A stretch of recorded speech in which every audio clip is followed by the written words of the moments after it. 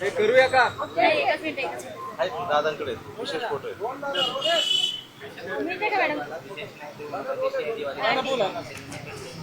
करू का?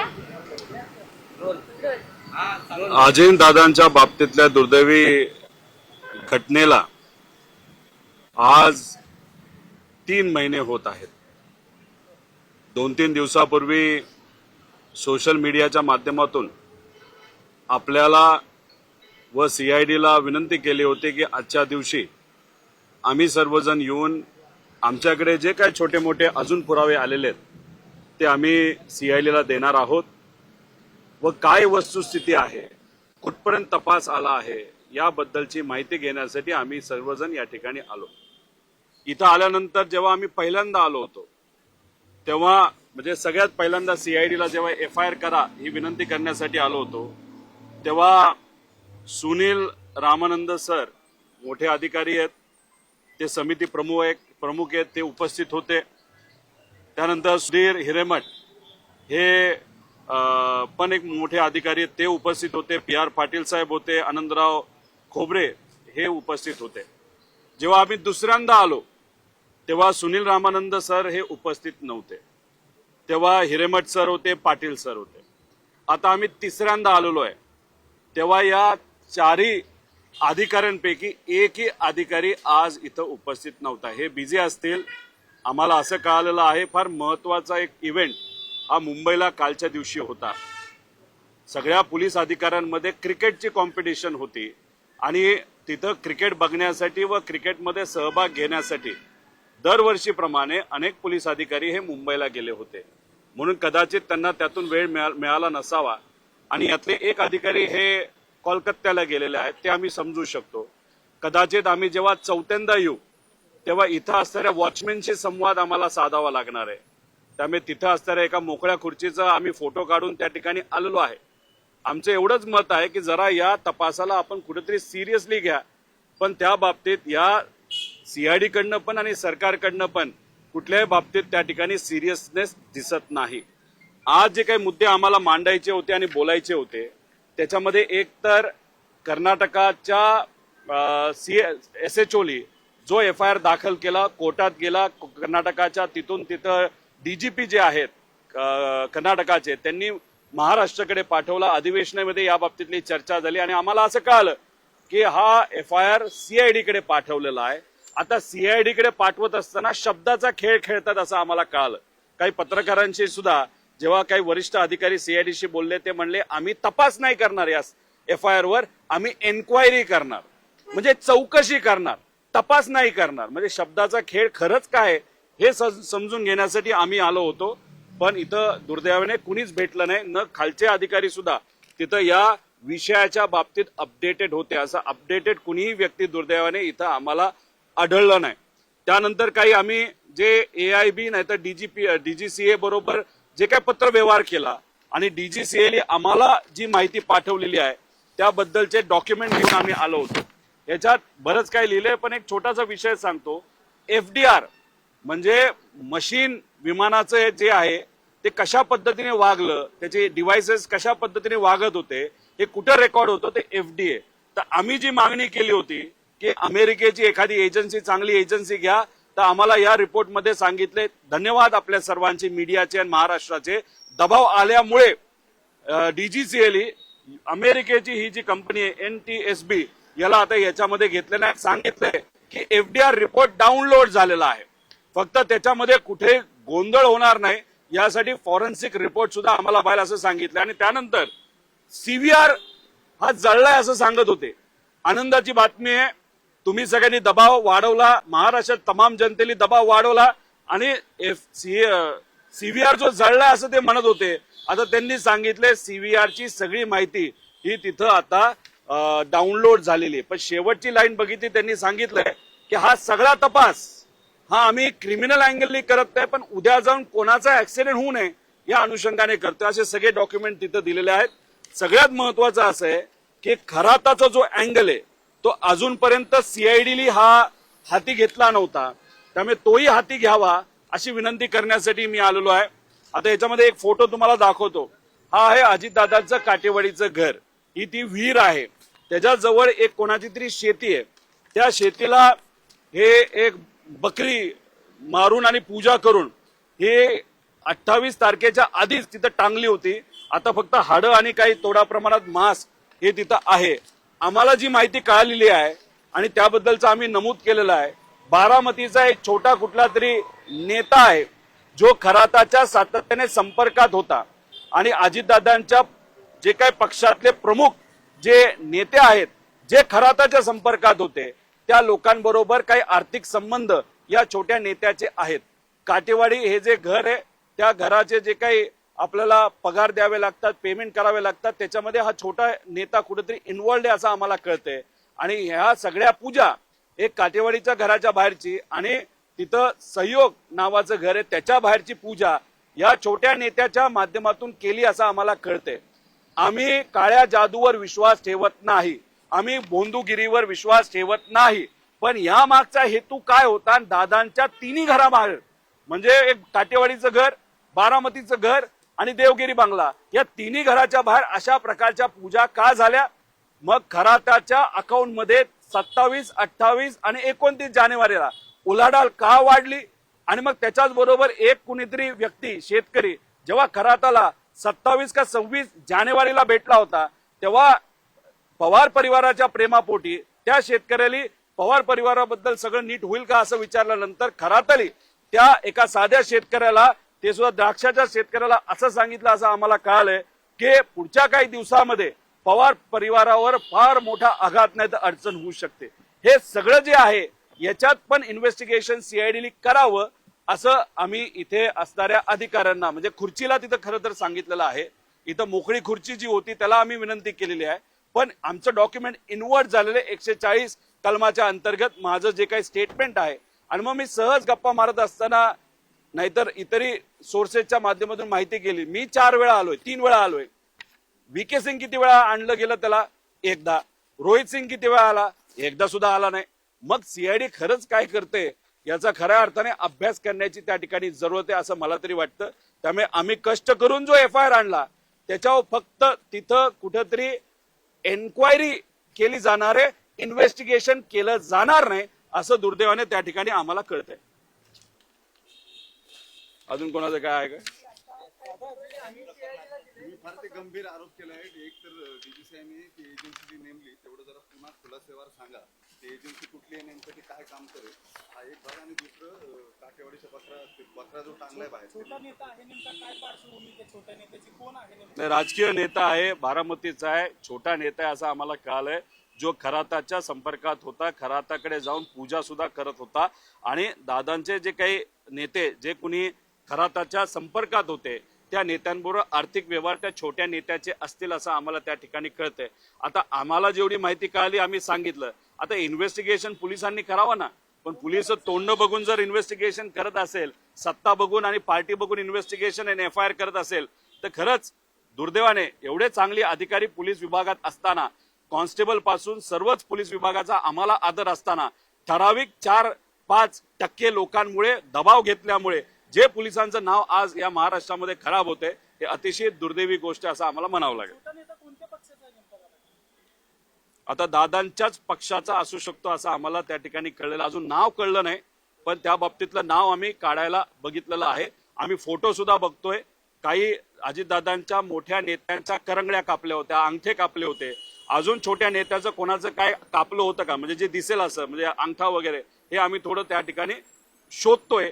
ते फोटो आमच्यापर्यंत आल्यानंतर मग आम्ही लिंक लावण्याचा प्रयत्न तिथं करू. बघा, आमचं एवढंच मत आहे, आमचा नेता गेलाय, नेता गेल्यामुळे आम्ही भावनिक झालेलो आहे आणि आम्ही कोणालाही सोडणार नाही. आणि आम्ही फक्त भाषण करण्यासाठी हे बोलत नाही. आम्हाला भाषण करण्यासाठी हे बरंच काय बोलू शकलो असतो पण आम्हाला ते न करता अराजकीय भूमिका घेत आमच्या नेत्याला न्याय मिळाला पाहिजे. जर मोठ्या नेत्याला न्याय देता येत नसेल तर गरीबाला न्याय कसा मिळेल अशी आमच्या सगळ्यांची भूमिका आहे.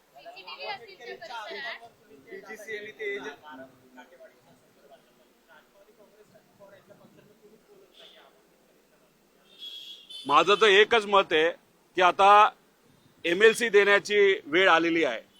अमोल मिटकरी हे दादांच्या बाजूली बोलतायत तर मला तर असं वाटतंय गरीब माणूस आहे पण अमोल मिटकरींना MLC द्यायला काय हरकत आहे. पण काय झालंय, काही नेते मुलाचं नाव पुढं करतायत, काही नेते पुतण्याचं नाव पुढं करतायत आणि काही व्यावसायिक लोक पैसे पुढं करतायत. आता सामान्य व्यक्तीला न्याय मिळेल जो दादांची भूमिका घेतो का पैसेवाल्याला का पोराला का पुतण्याला न्याय, नेत्यांच्या पोराला पुतण्याला का कोणाला न्याय मिळेल हे आपल्याला बघावं लागेल. मुद्दा तपास आणि चौकशी या दोन शब्दांच्या ग्लिच मधलं असं वाटतं की अजूनही ऑथॉरिटीज प्रॉमिस करू शकत नाहीत की आम्ही इन्क्वायरी करतो, आम्ही फक्त या सगळ्यामध्ये चौकशी करू. बघा, एन्क्वायरी म्हणजे कुठेतरी फक्त आपण काय म्हणतात त्याला चौकशी म्हणजे हा FIR आता आलेला आहे, FIRचं करायचं काय, परत तर पाठवता येत नाही कारण तो लिगली आलेला आहे. म्हणजे कर्नाटका SHOली तो FIR आम्ही केल्यानंतर तिथं असणाऱ्या कोर्टाकडे पाठवला, तिथं असणाऱ्या कर्नाटकाच्या कोर्टाली तो DGP कडे पाठवला, त्या DGP कडनं महाराष्ट्र DGP कडे पाठवला, त्या महाराष्ट्र DGPली तुमच्यामुळे आणि लोकांमुळे आणि आम्ही अधिवेशनाविषयी हा मांडल्यामुळे तो आता कुठेतरी CID कडे आलेला आहे.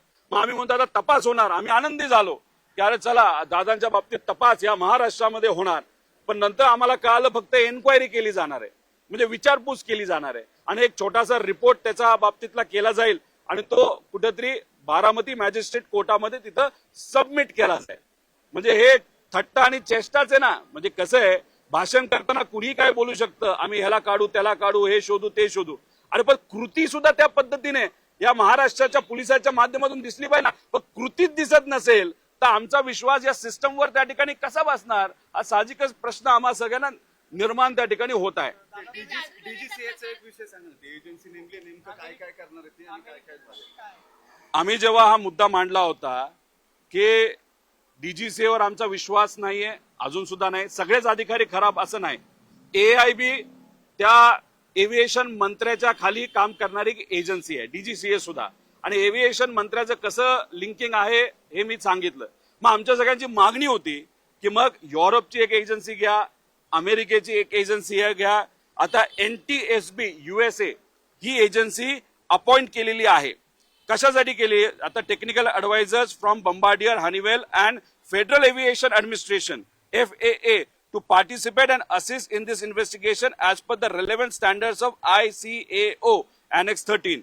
म्हणजे आपण प्रेशर टाकलं, आपण हे मुद्दे मांडले, त्यामुळे आता काही झालं तर एवढं प्रेशर टाकल्यानंतर काही ना काहीतरी ऐकावं लागतं. त्यांनी ते ऐकलेलं आहे. तर त्याच्यामध्ये ही जी अमेरिकेची एजन्सी आहे ती जो ब्लॅक बॉक्स आहे त्याच्यामध्ये एक मशीन आणि इक्विपमेंटचं रेकॉर्डिंग करणारं डिव्हाइस असतं, त्याला FDR म्हणतो. त्याचा तिथं इन्व्हेस्टिगेशन आणि अभ्यास केला जाईल. त्याच्याच बरोबर CVR ज्याच्यामध्ये आवाज रेकॉर्ड केला जातो, जळला असं ते म्हणत होते, पण आपण दबाव टाकल्यानंतर आता म्हणतायत की नाही नाही डॉक्युमेंट आहे, तर त्याचा सुद्धा अभ्यास ही एजन्सी त्या ठिकाणी करणार आहे असं उत्तर आम्हाला इथं DGCA मधून मिळणार आहे. पण काय लिहिलंय, the final investigation report will contain all the finding and will issue safety recommendation to avoid recurrence of such accidents in future. म्हणजे DGCA आणि AIB हे उद्या ऍक्सिडेंट होऊ नये या हेतूतून फक्त हे इन्व्हेस्टिगेशन करते हे आम्ही म्हणतोय. आणि ह्याच्यातच आमचा अजून एक मुद्दा आहे, 2023ला जो ऍक्सिडेंट झाला ह्याचा काय या महाशयांच्या कंपनीचा VSRचा, तर त्याचा अजूनपर्यंत 2.5-3 वर्ष झालं रिपोर्ट नाही आला. तर हा रिपोर्ट कधी येणार? आणि अजून एक गोष्ट बघा, तुम्हाला आश्चर्य वाटेल, अनेक जे महाराष्ट्राचे कॉन्ट्रॅक्टर आहेत ते या महाराष्ट्रामध्ये 1 लाख कोटीचं देय असल्यामुळे तिथं आंदोलन करतायत. त्यानंतर अनेक शेतकऱ्यांना तिथं योजनेचा लाभ मिळत नाही म्हणून ते त्या ठिकाणी आंदोलन करत आहेत. त्याच्याच बरोबर विद्यार्थ्यांना वेळेवर जे स्कॉलरशिप आहे ती मिळत नाही. VSRला जानेवारी 2026 दादांचा ऍक्सिडेंट 28ला झाला, त्या दिवसापासून आतापर्यंत म्हणजे जानेवारी, फेब्रुवारी, मार्च 145 कोटी रुपये हे VSRला त्यांच्या अकाउंटला दिले. त्यानंतर म्हणजे जानेवारीचं बघितलं, 27 जानेवारीला 15 कोटी दिले एक दिवस आधी. 28 जानेवारी म्हणजे अजितदादांचा ऍक्सिडेंट सकाळी झाला, अख्खा महाराष्ट्र भावनिक झाला होता, तेव्हा या VK सिंगला कदाचित बक्षीस म्हणून म्हणजे ऍक्सिडेंट केला म्हणून बक्षीस म्हणून 2,81,00,000 रुपये दिले, 9 कोटी. त्यानंतर 29 जानेवारीला 16 कोटी दिले. म्हणजे दुसऱ्या दिवशी जेव्हा अजितदादांचं तिथं अंत्यविधी चालू होता सगळे मोठे मोठे नेते तिथं येऊन काही प्रामाणिकपणे भावनिक दृष्टिकोनातून नाराज होते, भावनिक झाले होते आणि काही नुसते येऊन तिथं नाटक करत होते असं आपल्याला म्हणावं लागेल. त्या दिवशी 16,88,00,000 रुपये त्या VSR ला तिथं दिले. म्हणजे एका बाजूला पैसे देण्यासाठी व्यापाऱ्यांना, ट्रेडरला, आपलं त्या कॉन्ट्रॅक्टरला द्यायसाठी पैसे नाहीत, दुसऱ्या बाजूला आपण जर बघितलं तर तुम्ही 145 कोटी रुपये हे VSR ला देता, जेव्हा ती कंपनी ही आता ऑब्जेक्शन मध्ये त्या ठिकाणी आहे. त्याच्याच बरोबर आम्ही एक कॉन्ट्रॅक्ट इथं दिलेला आहे जो कॅन्सल झाला, VK सिंगनी सांगितलं म्हणून. तो कॉन्ट्रॅक्ट ज्याच्यामध्ये दादा इच्छुक होते की चांगल्या कंपनी या विमानं द्याव्यात, उद्या ऍक्सिडेंट होऊ नये याच्यासाठी एक कॉन्ट्रॅक्ट जो त्या ठिकाणी काढला गेला होता. तो कॉन्ट्रॅक्ट याच्यामध्ये कुठे रे रिपोर्ट त्याच्यामध्ये आहे, तो आम्ही त्या ठिकाणी सबमिट केलेला आहे आणि ते टेंडर हे दुर्दैवाने त्या ठिकाणी कॅन्सल झालं. आता त्या टेंडर बद्दलचे पण रिपोर्ट हे आम्ही आणि ते टेंडर जे कॅन्सल झालं ते सुद्धा त्या ठिकाणी आम्ही CID कडे आता दिलेले. तपास करत असताना त्या विषयामध्ये सुद्धा तपास करण्यात यावा का कॅन्सल झालं, कारण त्यात एक लाईन अजितदादांनी आणि एकनाथ शिंदे साहेबांनी आणि कदाचित CM साहेबांनी सुद्धा टाकली होती की ऍक्सिडेंट झालेली एखादी कंपनी असेल तर त्याला या टेंडर मध्ये सहभाग घेता येणार नाही आणि VSR चा 2023 ला ऍक्सिडेंट झाल्यामुळे त्यांना याच्यामध्ये सहभाग घेता येत नव्हता. आणि मग त्यांनी मंत्रालयात येऊन गोंधळ घातल्यानंतर मग त्या टेंडर हे कॅन्सल झालं आणि जैसे ते तसं टेंडर तिथं सुरू झालं. आणि त्यात अजितदादांच्या ऍक्सिडेंट नंतर आतापर्यंत आपण जर बघितलं तर 145 कोटी रुपये हे सरकारकडे पैसे नाहीत असं बोलत असताना सुद्धा VK सिंगच्या कंपनीला सहज त्या ठिकाणी दिलं. दुर्दैव असं की काही दिवसांपूर्वी जेव्हा कुठल्या तरी एका मोठ्या पत्रकाराच्या मुलाचं का मुलीचं लग्न होतं दिल्लीमध्ये, हाच VK सिंग एका महाराष्ट्राच्या बड्या नेत्याला तिथं एक डॉक्युमेंट देतो, त्याच्या PAच्या हातामध्ये हातात हात त्या ठिकाणी मिळवतो आणि VK सिंगच्याच VSRच्या विमानाने हा मोठा नेता हा मुंबईला परत त्या ठिकाणी येतो. म्हणजे थट्टा चालली आहे का? अजितदादाला न्याय मिळावं यासाठी आम्ही बोंबलतो इथं आणि दुसऱ्या बाजूला तुम्ही एक संदेश देताय त्या VK सिंगच्या इन्व्हेस्टरला, VK सिंगच्या कामगारांना की काय घाबरू नको, आमचा हात तुझ्या पाठीशी आहे. आणि मग सामान्य लोकांच्या आणि मराठी आणि महाराष्ट्राच्या एका मोठ्या नेत्याच्या ऍक्सिडेंट बद्दल चांगला तपास व्हावा याच्यासाठी तुम्ही हात मागे ठेवू शकत नाही. म्हणजे अतिशय दुर्दैवी गोष्ट आहे असं आपल्याला म्हणावं लागेल.